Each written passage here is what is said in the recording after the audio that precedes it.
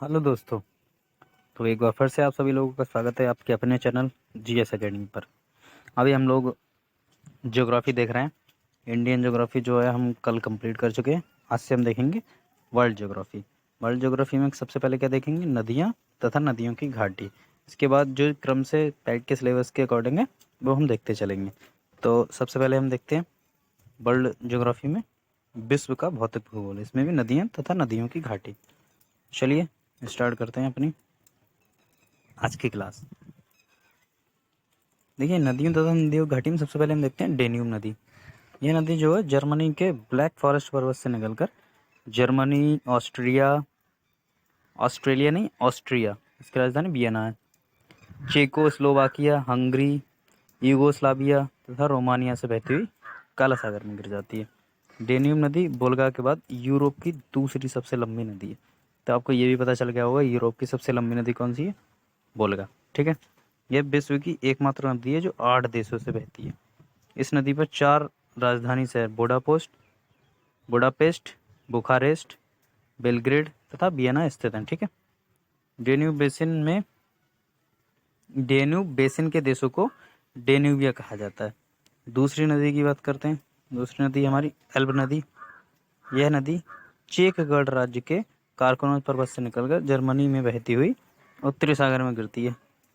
Germany का Hamburg तथा Dresden नगर इसी के किनारे है। 1900 में एकीकरण से पहले यह नदी पूर्वी पश्चिमी जर्मनी की सीमा बनाती थी। ठीक है। ऑर्डर नदी देखते हैं। यह नदी चेक गणराज्य के पर्वतीय भाग से निकलकर पोलैंड तथा जर्मनी की सीमा बनाते हुए बहती हुई नीसे नदी से मिलकर बाल्टिक सागर में गिर जाती है। इसका अधिकांश भाग जो है नौगम्य है। राइन नदी की बात करते हैं।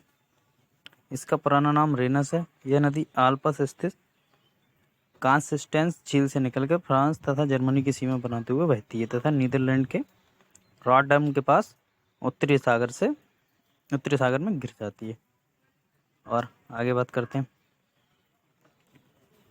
इसके तट पर कौन क्या क्या है।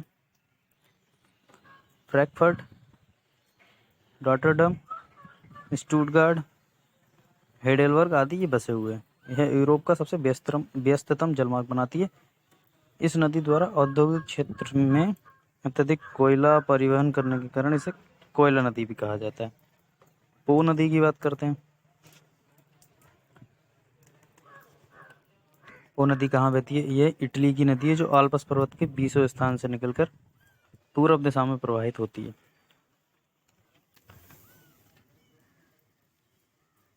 एड्रियाटिक सागर के बेसिन की खाड़ी में यह गिर जाती है। इसे इटली की गंगा कहा जाता है। इटली का प्राचीन नगर बेसिन इसी नदी के किनारे बसा है। टाइबर नदी देखते हैं। ये भी इटली की नदी है जो एपेनाइन पर्वत से निकलकर भूमध्य सागर में गिर जाती है। रोम इसके मुहाने पर स्थित है तथा वेटिकन सिटी जो वर्ल्ड की सबसे छोटा देश इसे बोला जाता है, इसके दाहिने किनारे पर स्थित है। टेम्स नदी, इसका पुराना नाम टेमेसिस है। यह नदी दक्षिणी इंग्लैंड में कोट्सवोल्ड पहाड़ी से निकलकर उत्तरी सागर में गिरती है। लंदन तथा ऑक्सफोर्ड नगर इसी के किनारे स्थित है। लंदन जो है इसके दोनों किनारों पर स्थित है। लंदन तक यह नदी नौगम्य है। मैकेंजी नदी देखते हैं। कनाडा के उत्तरी पश्चिम प्रांत में स्थित ग्रेट स्लेव झील से निकलकर ब्यूफोर्ट सागर से गिरने वाली एक नदी है जो मैकेंजी पर्वत के समांतर प्रवाहित होती है। कोलोराडो नदी के बारे में थोड़ा देखते हैं।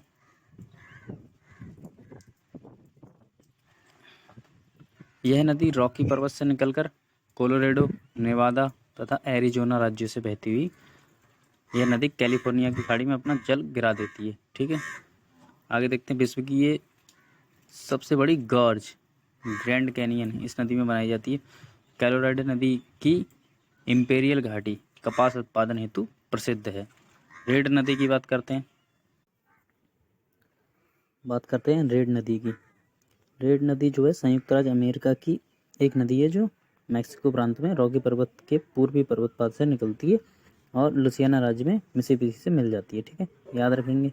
यूका नदी, ये इतनी इंपॉर्टेंट नदियाँ नहीं हैं, जो इंपॉर्टेंट है वो अलग से मार्क किए जाएंगे। जैसे हमारा अमेजन नदी है, ये बहुत ज़्यादा इंपॉर्टेंट है, ये आपको याद रखनी है।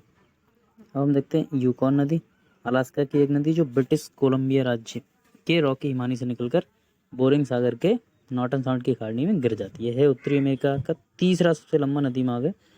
यह नदी उत्तरी अमेरिका का सबसे बड़ा डेल्टा भी बनाती है। मिसिसिपी नदी देखते हैं, कनाडा की सीमा से निकलकर यह नदी दक्षिण की ओर बहती हुई मैक्सिको की खाड़ी में अपना जल गिरा देती है। इसके बाद इसमें कुछ इंपॉर्टेंट नहीं है। स्नेक नदी देख लेते हैं।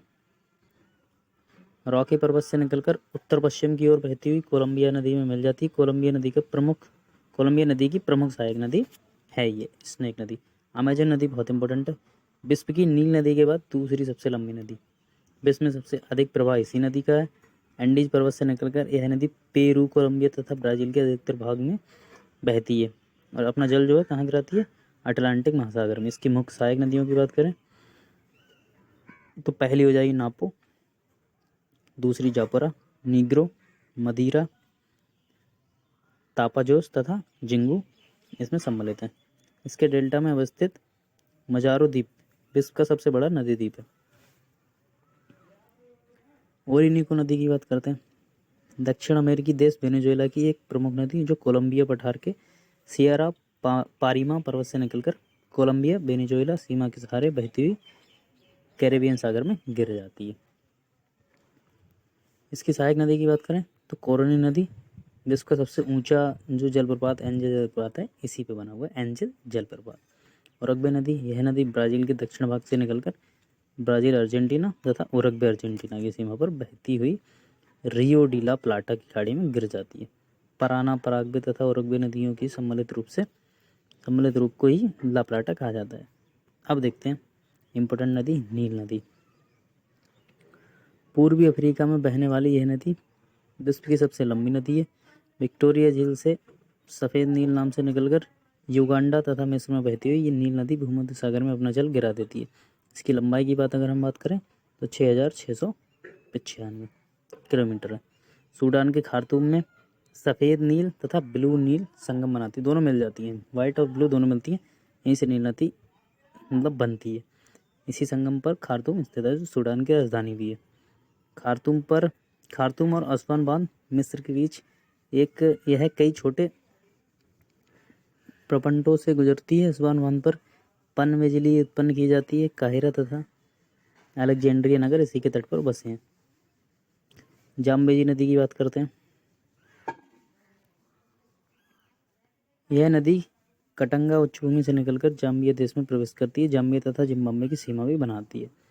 मोजाम्बिक देश से होकर मोजाम्बिक की खाड़ी में ये गिर जाती है। विक्टोरिया प्रपात इसी नदी पर बना है। अगली नदी देखते हैं। ये इम्पोर्टेंट नदी है, सारी इम्पोर्टेंट नहीं है, कुछ बहुत ज़्यादा इम्पोर्टेंट है, मगर हमें पढ़ना सारा कुछ है क्योंकि कोई क्वेश्चन छूटे ना। और आप लोग विश्वास बना रखिए, पैटर्न में कोई भी क्वेश्चन इससे बाहर नहीं आएगा।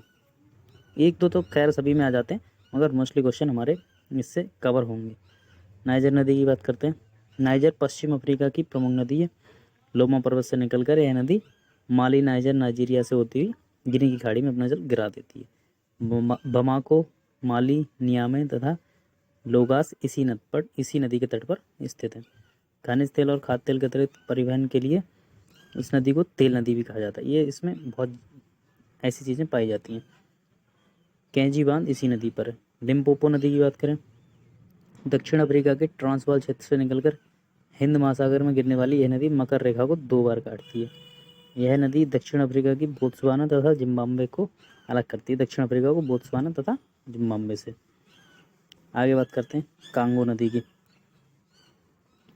मध्य अफ्रीका की तेज बहने वाली कांगो नदी विषुवत रेखा को 2 बार काटती है। अभी आपने देखा मकर रेखा को 2 बार काट रही थी नदी, ये कांगो जो है विषुवत रेखा को काट रही है। विश्व में सबसे अधिक पन बिजली उत्पादन करने की शक्ति इसी नदी में है।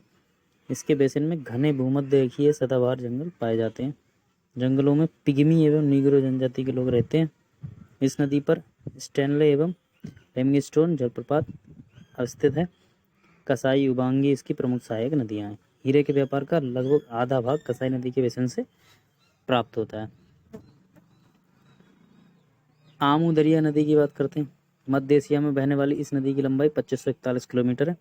पामीर के पठार से निकलकर यह नदी अफगानिस्तान एवं तजाकिस्तान की सीमा बनाती हुई उज्बेकिस्तान तथा तुर्कमेनिस्तान की सीमा से बहती हुई अरल सागर में गिर जाती है। इससे निकाली गई नहरों के द्वारा तुर्कमेनिस्तान के मरुस्थलीय भाग की सिंचाई होती है। चाओ फ्राया नदी, इस नदी का उद्गम पिंग एवं नान नदी के संगम से होता है। यह नदी थाईलैंड की प्रमुख नदी है। थाईलैंड को सफ़ेद हाथियों की भूमि का देश भी कहा जाता है। इसकी राजधानी बैंकॉक है, याद रखें। थाईलैंड की राजधानी बैंकॉक इसी नदी के किनारे बसा हुआ है। यह नदी थाईलैंड की खाड़ी में गिरती है। इसका डेल्टाई क्षेत्र चावल उत्पादन के लिए प्रसिद्ध है। विक्टोरिया नदी की बात करते हैं। ऑस्ट्रेलिया के उत्तरी प्रांत स्थित नदी जो उत्तर दिशा में बहते हुए जोसेफ बोनापार्ट की खाड़ी में गिर जाती है। तंबर क्रीक इस नदी की तट पर ही स्थित है। डार्लिंग नदी की बात करते हैं। ग्रेट डिवाइडिंग रेंज से निकलकर डार्लिंग नदी न्यू साउथ वेल्स और विक्टोरिया राज्यों से बहती हुई एनकाउंटर की खाड़ी में गिर जाती है। इसके उपजाऊ मैदान में गेहूं, तिलहन, दलहन तथा फलों एवं सब्जियों की खेती की जाती है। अब इसके बाद हम देखते हैं घाटियाँ। धरातल पर मैदानों, पठारों तरफ पर्वतों के बीच भू-हलचल, नदियों एवं हिमानी द्वारा निर्मित अवतलित स्थलों को घाटी कहा जाता है। प्रमुख घाटियों के बारे में हम बात करते हैं। रिफ्ट घाटी क्या होती है? रिफ्ट घाटी का विकास तब होता है जब दो भ्रंश रेखाओं के बीच का चट्टानी स्तंभ नीचे की ओर धंस जाता है। रिफ्ट घाटियाँ लंबी तथा सकरी होती हैं। तो पहाड़ों के बीच का भाग जो होता है वो रिफ्ट कहलाता है। अमेरिका के कैलिफोर्निया में स्थित मृतक घाटी भी रिफ्ट घाटी है। शैतान का गोल्फ कोर्स के नाम से प्रसिद्ध मृत्यु की घाटी यूएस के मोजावे रेगिस्तान में डेथ वैली नेशनल पार्क में स्थित है। पंचशीर घाटी अफगानिस्तान के पंचशीर प्रांत में काबुल के उत्तर में स्थित है। यह घाटी पंचशीर नदी से घिरी हुई है। अंटार्कटिका स्थित टेलर घाटी की खोज रॉबर्ट फॉल्कन स्कॉट ने वर्ष 1903 में की थी। अब कुछ घाटियाँ देखते हैं किस देश में, ये भी देखते हैं। सबसे पहली है हमारी लॉयर घाटी, ये कहाँ है? फ्रांस में। बादा घाटी इंडोनेशिया। चितवन घाटी नेपाल। टैबिट घाटी यूएसए। ब्लैकवुड घाटी ऑस्ट्रेलिया में है। हम्बर घाटी कनाडा में। पेलिजेंट घाटी यूएसए। पो घाटी इटली। सेक्रेट घाटी पेरू। चुम्बी घाटी भूटान, भारत, भूटान एवं तिब्बत भूटान पर। स्वात घाटी पाकिस्तान। किंग घाटी ऑस्ट्रेलिया। काठमांडू घाटी नेपाल। बेल्गन घाटी ऑस्ट्रेलिया। ग्रैंड घाटी अमेरिका और एब्रो घाटी स्पेन में। आगे देखते हैं। विश्व में जल के कुल आयतन का 96.5% भाग जो है वो महासागरों में पाया जाता है। ये जो होता है लवड़ी, ये होता है नमक होता है इसमें, इसलिए इसे हम यूज में नहीं ला सकते हैं। ठीक है, केवल 2.5% जो जल है वो अलवड़ीय है, यूज करने लायक। विश्व में अलवड़ीय जल का लगभग 70% भाग, देखिए 2.5% तो ये है ही, इसका भी 70% भाग अंटार्कटिका, ग्रीनलैंड और पर्वतीय क्षेत्र में बर्फ की चादरों में। केवल 30% ही भाग है जिसका हम यूज़ कर रहे हैं आज के टाइम में, क्योंकि 30% से थोड़ा सा कम भूजल के भूमिगत जल के जलभूत के रूप में पाया जाता है, जिसे हम यूज़ करते हैं। ठीक है, भारत विश्व की वृष्टि का 4% हिस्सा प्राप्त करता है और प्रति व्यक्ति जल उपलब्धता के संदर्भ में विश्व में इसका 133वां स्थान है। तो ये स्थिति इतनी अच्छी नहीं है, इतना ज़्यादा जल हमारे पास है नहीं, इसलिए कहा जाता है वर्षा जल का संरक्षण करें और जल को व्यर्थ ना करें। भारत में कुल नवीनीकरण योग्य जल संसाधन 1897 वर्ग किलोमीटर प्रति वर्ष अनुमानित है। भविष्यवाणी है कि 2025 तक भारत का एक बड़ा हिस्सा विश्व के अन्य देशों और क्षेत्रों की तरह जल की कमी महसूस करेगा। पृथ्वी पर 3/4 भाग पर जो है जल है, जल का एक नवीनीकरण योग्य संसाधन है। 3% भाग, 3 जो भाग है 3 तरफ से उतना घिरा हुआ है पृथ्वी का जल से। 1/4 है तो 3 जल से घिरा हुआ है। आगे देखते हैं। इजराइल जैसे 25 सेंटीमीटर वार्षिक औसत वर्षा वाले देश में जल का कोई अभाव नहीं है। जल संसाधन पानी के वह स्रोत हैं जो मानव के लिए उपयोगी हों या जिनके उपयोग की संभावना हो। पानी के उपयोग में शामिल हैं कृषि, औद्योगिक, घरेलू, मनोरंजन हेतु और पर्यावरणीय गतिविधियों में प्रयोग करना। ये पानी के उपयोग के लिए होते हैं। वस्तुतः इन सभी मानवीय उपयोगों में से ज़्यादातर में ताज़े जल की आवश्यकता होती है।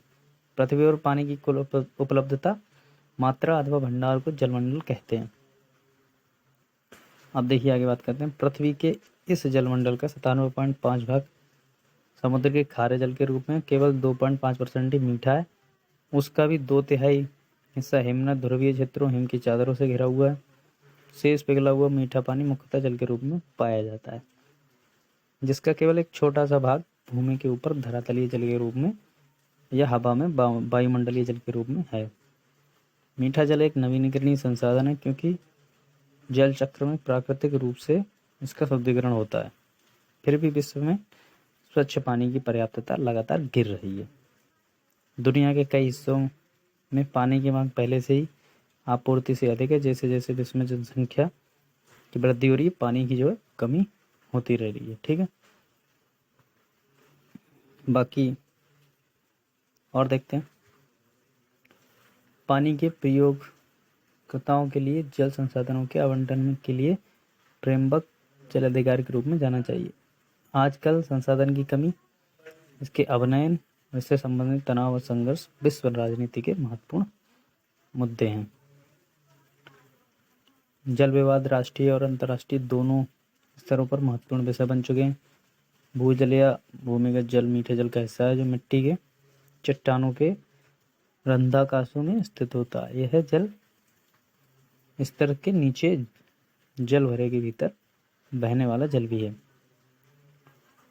वर्ष 2000 में दुनिया की आबादी 6.2 अरब थी। संयुक्त राष्ट्र का अनुमान है कि 2050 तक जनसंख्या 3 अरब की वृद्धि हो जाएगी जनसंख्या में, और इसका ज़्यादातर हिस्सा विकासशील देशों की जनसंख्या वृद्धि करेगा, जो पहले से ही जल तनाव में ग्रस्त हैं। इसलिए जल की मांग और बढ़ेगी जब तक इस महत्वपूर्ण संशोधन में जल संरक्षण और पुनर्प्रयोग द्वारा अनुकूल वृद्धि नहीं होती। जल संबंधित संघर्ष और तनाव संभावित राष्ट्रीय सीमाओं के भीतर ही है। विपत्तिकालीन नदी घाटी के निचले हिस्से में चीन के दक्षिणी क्षेत्र, उदाहरण के लिए पीली नदी या थाईलैंड में चाओ फ्राया नदी, कई वर्षों से जल संबंधित तनाव में ग्रस्त हैं।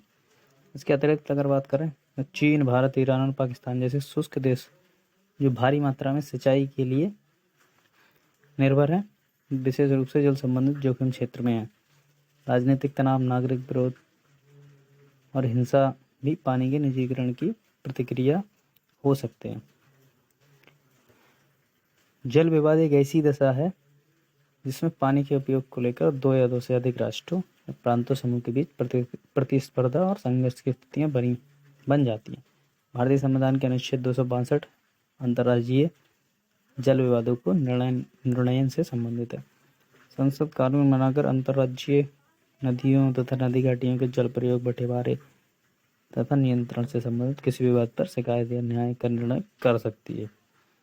सामान्यतः अधिक विकसित देश जैसे उत्तरी अमेरिका, यूरोप और रूस सन 2050 तक पानी की आपूर्ति करने के लिए गंभीर खतरा नहीं देखेंगे। इसके बाद आती हैं पर्वत, पहाड़ियाँ और हिमनद। ये हम अगली वीडियो में देखेंगे। आज इतना ही रखते हैं, मिलते हैं नेक्स्ट वीडियो में। तब तक चैनल को लाइक, शेयर, सब्सक्राइब करते रहें। मिलते हैं अगली वीडियो में, तब तक के लिए बाय।